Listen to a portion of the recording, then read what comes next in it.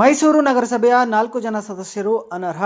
ಬಿಜೆಪಿಗೆ good bye ಹೇಳಿ ಕಾಂಗ್ರೆಸ್ ಸೇರಿದ್ದ ನಂಜನಗೂಡು ನಗರಸಭೆಯ 4 ಜನ ಸದಸ್ಯರನ್ನು ಅನರ್ಹಗೊಳಿಸಿ ಮೈಸೂರಿನ ಜಿಲ್ಲಾಧಿಕಾರಿಗಳ ನ್ಯಾಯಾಲಯ ಮಹತ್ವದ ಆದೇಶ ಹೊರಡಿಸಿದೆ.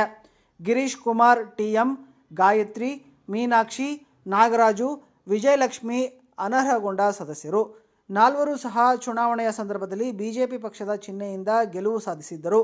ಬಿಜೆಪಿ ಚಿಹ್ನೆಯಿಂದ ಗೆದ್ದು ಅಧಿಕಾರದ ಗದ್ದುಗೆ ಹಿಡಿದಿದ್ದರು.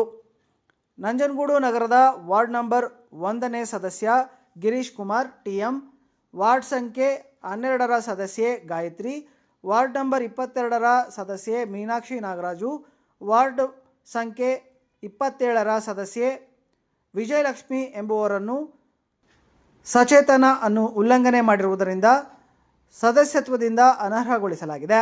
ಕರ್ನಾಟಕ ಸ್ಥಳೀಯ ಪ್ರಾಧಿಕಾರಿಗಳ ಪಕ್ಷಾಂತರ ನಿಷೇಧ ಅಧಿನಿಯಮ 1987ರ ಸೆಕ್ಷನ್ 3(1)(b) ಉಲ್ಲಂಘನೆಯ ಆಧಾರದ ಮೇಲೆ 4 ನಗರಸಭಾ ಸದಸ್ಯರನ್ನು ಸದಸ್ಯತ್ವದಿಂದ ಅನರ್ಹಗೊಳಿಸಿ ಮೈಸೂರಿನ ಜಿಲ್ಲಾಧಿಕಾರಿಗಳ ನ್ಯಾಯಾಲಯ ಆದೇಶ ಹೊರಡಿಸಿದೆ.